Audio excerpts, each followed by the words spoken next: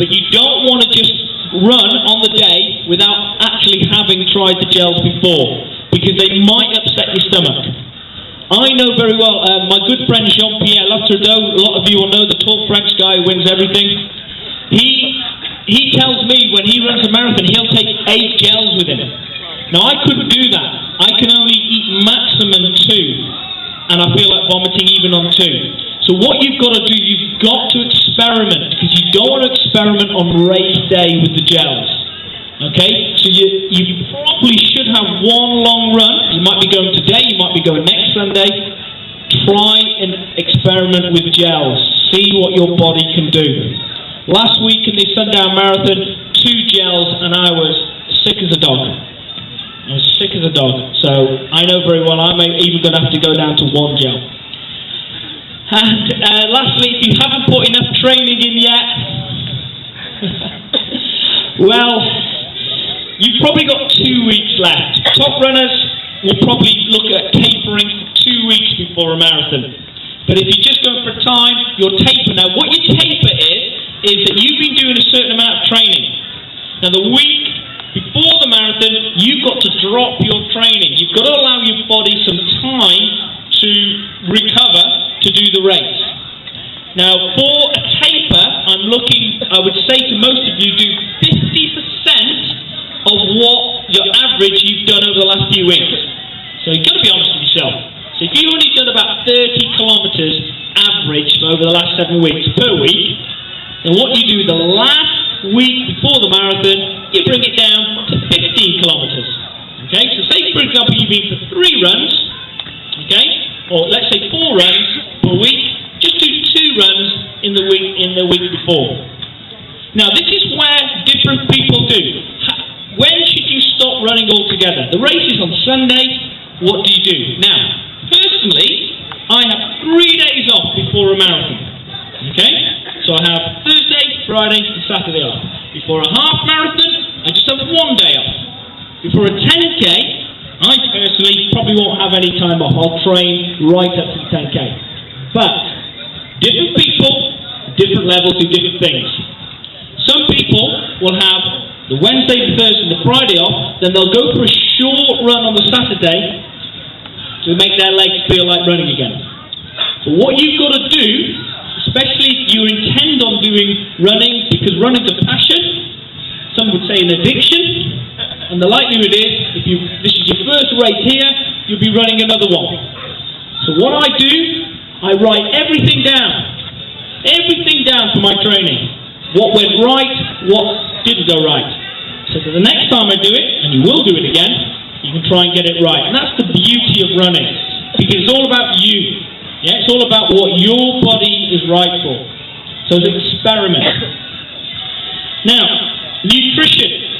We talk about carbohydrate loading. Now, there's only a few of us out here doing the marathon, but some of you are going to be doing the half marathon, and you're going to be going over about 2 hours 15, which means your body is going to run out of energy. Now, our energy in our body comes from something called glycogen. And when all our glycogen, which comes from carbohydrates, when that runs out in our body suddenly packs in. Bang! And you get something called the wall. And your mind is still saying, run, run, run. So your body goes, I need some energy from somewhere. Where can I get it? It's looking around. All your carbohydrates, all your glycogen is gone. So what it does, it starts taking energy from your body fat. And your body fat is not a good source of energy. So the change from using glycogen into using body fat is called the wall. If you do experience the wall, just remember this. Coach Mark says, I can run through it. You will be able to run through it. It will be very, very difficult from then on, because the energy you're using is very inefficient energy. But you can do. I hit the wall last week in Sundown. Okay? Honestly, my run after 33K was like this. Okay? And I kept saying to myself, remember your advice. Who's that guy? Coach Mark? Oh yeah, that's me. Remember my advice. Keep running. Keep running. And I did. And luckily I won. but at a very slow time. I'm not even going to tell this gentleman what I did. Now, if you do want to carbohydrate load, if you want to prepare your body for running over 2 hours 15, and apologies to those people who are going to not be running 2 hours 15, you've got to carbohydrate load, which means you've got to be looking, and this depends on your body build, your body weight. For me, I weigh about 70 kilograms.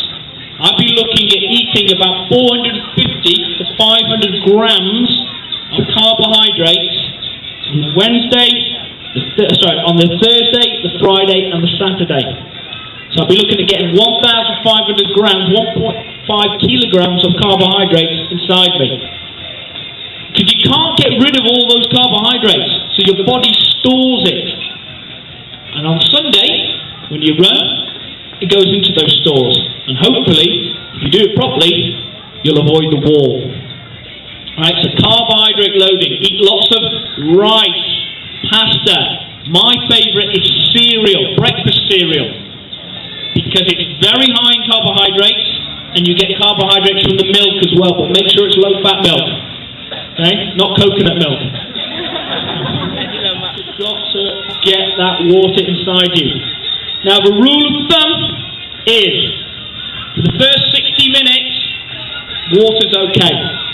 You don't really need sports drinks in the first 60 minutes. Okay? And also, if you take on too much sports drinks, your body's going to start rejecting all that sugar, and you're going to feel sick, and you're going to start vomiting.